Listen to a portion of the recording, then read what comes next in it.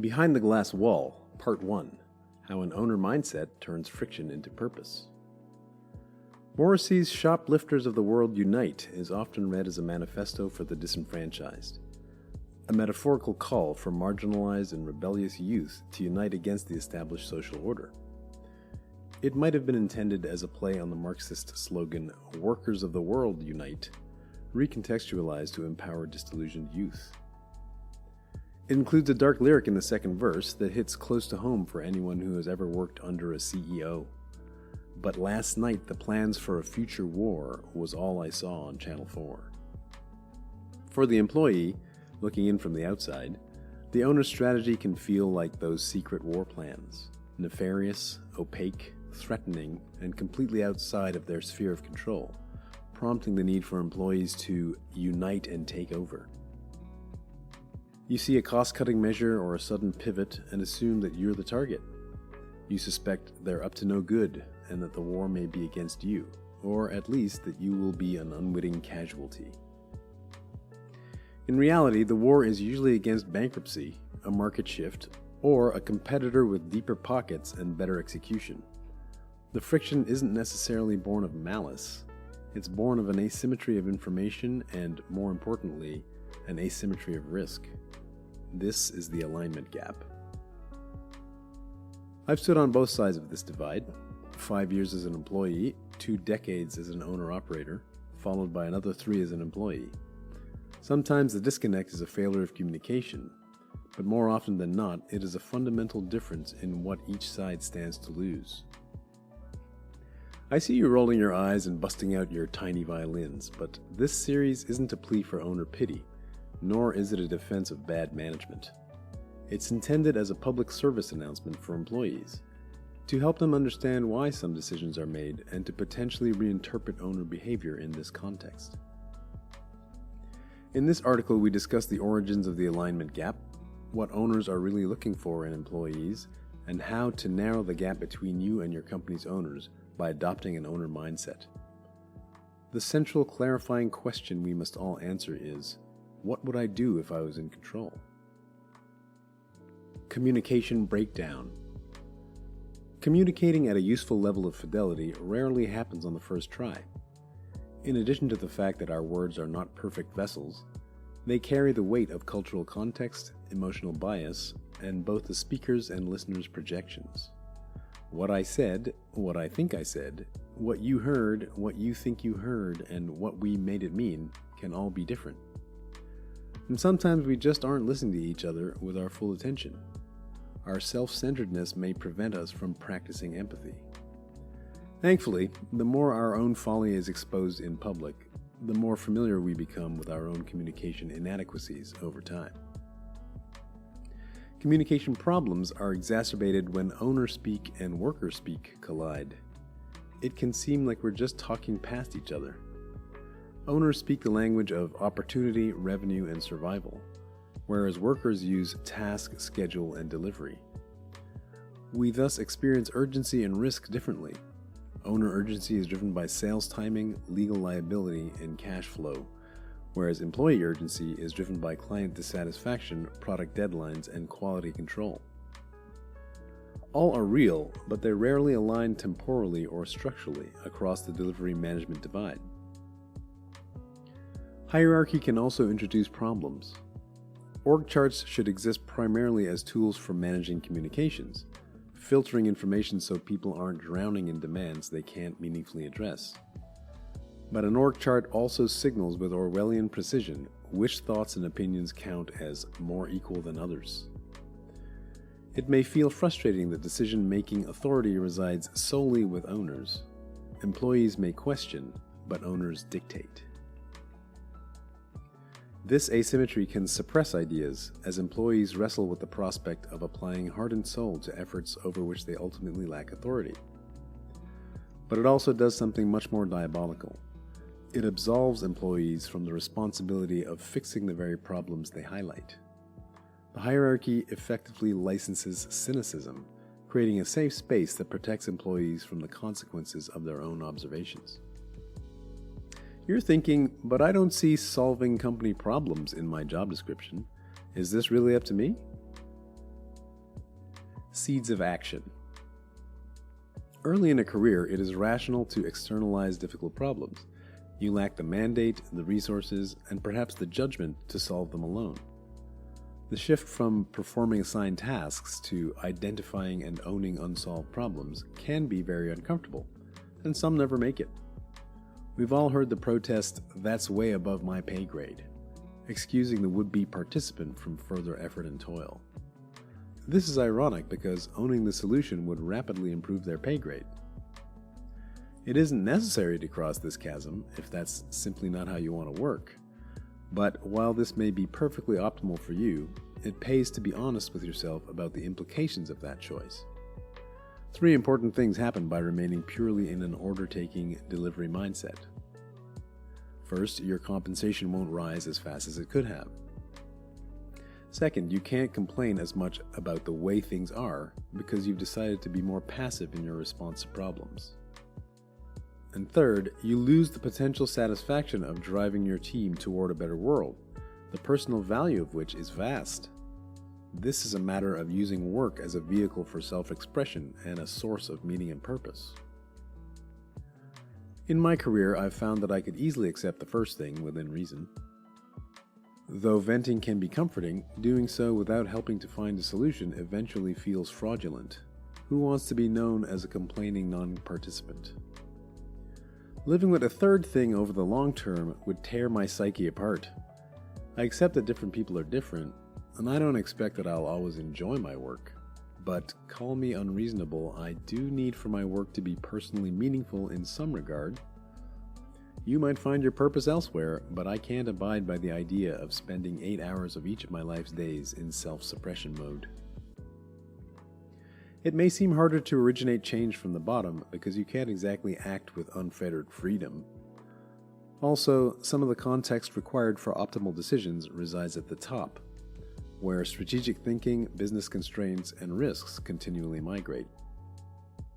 It may be initially difficult for you to holistically survey the problem space.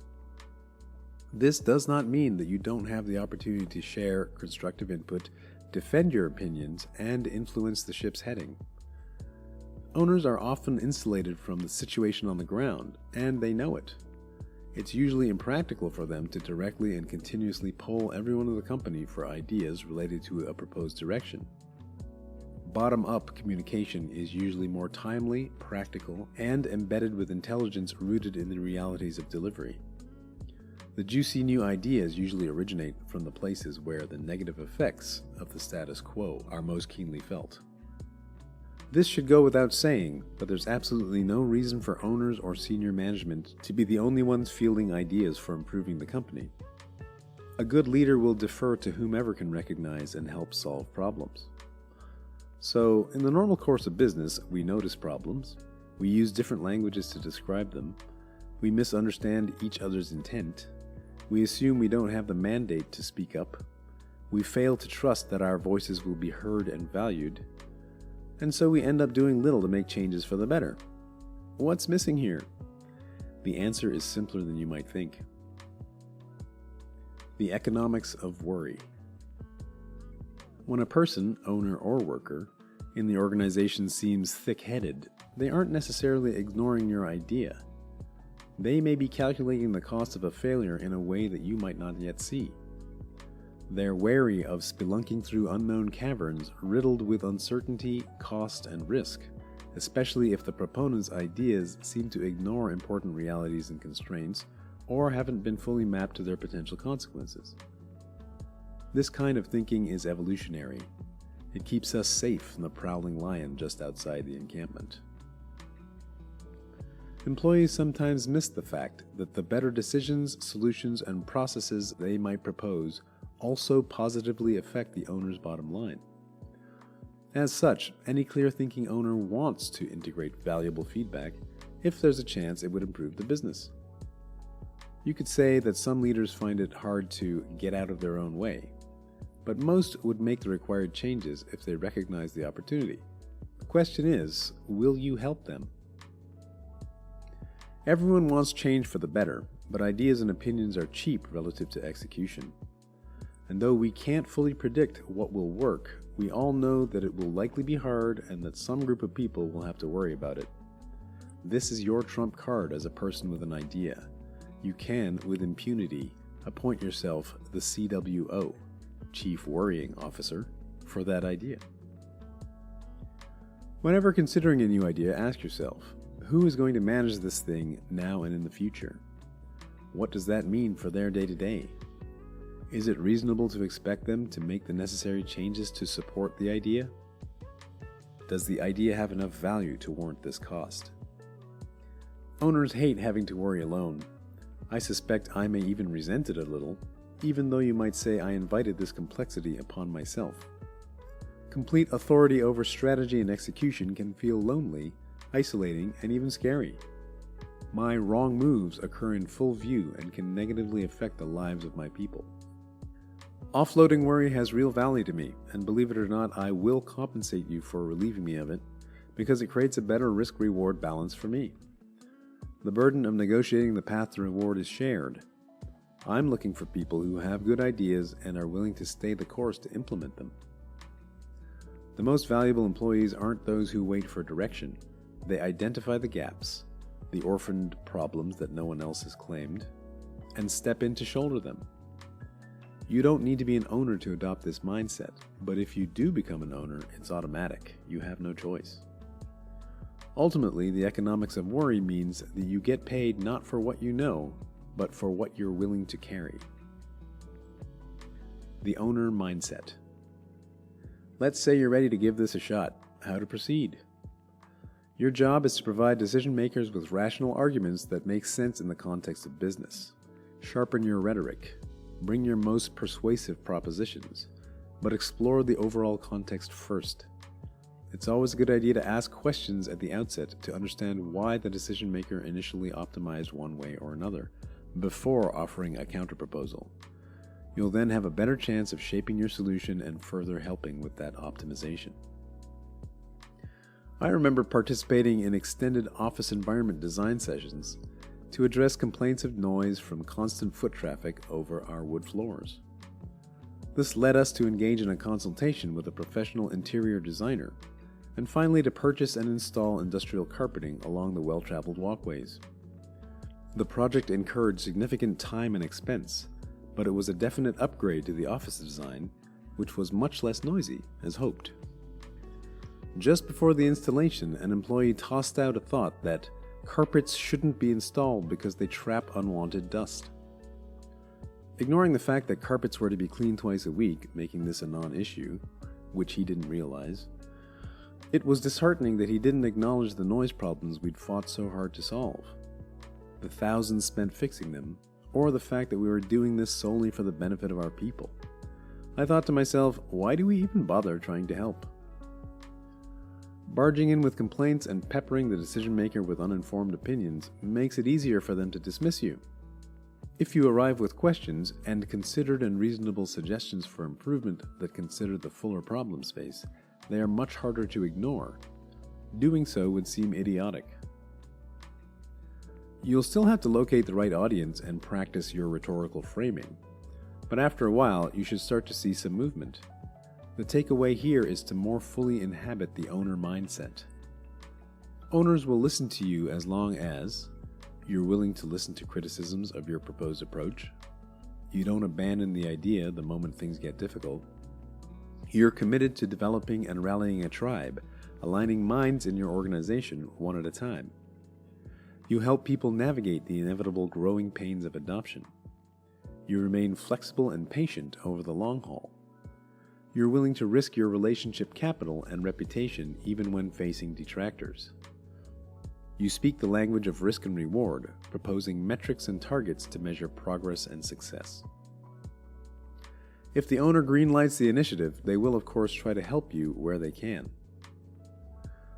Practice translating your thoughts into a language your counterpart can understand, and filter their words through that translator in reverse to narrow the alignment gap. Jot down a business case for each of your ideas, which means thinking about the cost of each idea as well as its potential benefits over the short and long term.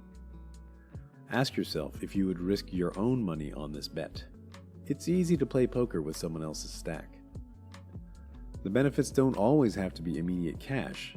There is often hidden value to be found in intangibles like employee satisfaction and worker retention. Once these have been identified, though, come up with a rough financial model that assigns costs and values to make it easier to calculate ROI. This need not be exact, just directional. Enhance your credibility by having skin in the game: time, energy, and reputation. If you're feeling plucky, propose a value-sharing bonus to tie a reward to your outcome, or stake part of your bonus on the success of the attempt. Making your mark. In a 1994 interview with the Santa Clara Valley Historical Association, Steve Jobs talked about these ideas more broadly, framing them as a general approach to a limitless life. While I did acclimatize to the owner mindset in business over the course of my career, I must admit that I'm still very much a student of applying this thinking to my own life. Nevertheless, his thoughts still ring very true. When you grow up, you tend to get told that the world is the way it is, and your life is just to live your life inside the world. Try not to bash into the walls too much. Try to have a nice family life. Have fun. Save a little money. But life, that's a very limited life. Life can be much broader once you discover one simple fact, and that is everything around you that you call life was made up by people that were no smarter than you. And you can change it. You can influence it. You can build your own things that other people can use. And the minute that you understand that you can poke life and actually something will, if you push in, something will pop out the other side, that you can change it, you can mold it. That's maybe the most important thing, is to shake off this erroneous notion that life is there and you're just going to live in it, versus embrace it, change it, improve it, make your mark upon it. I think that's very important. And however you learn that, once you learn it, you'll want to change life and make it better, because it's kind of messed up in a lot of ways. Once you learn that, you'll never be the same again. Persistent miscommunication within an organization can fuel discontentment and even paranoia. But good communication is everyone's responsibility, and you can only control your own. Be a full and enthusiastic proponent for what you care about. At some point, you may feel like you are dragging the rest of the company along, including the owners, putting up with nonverbal roadblocking, side-eye doubt, and even a little kicking and screaming along the way.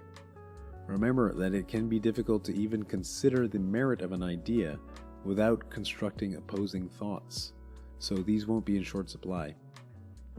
Treat resistance not as rejection, but as a stress test of your proposal.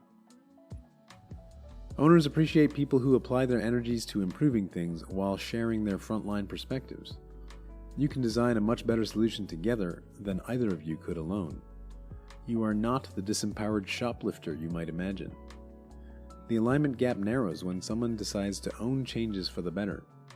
Choosing to step into that gray area where solutions are proposed, decisions are made, and consequences are shared adds a sense of purpose to your daily work.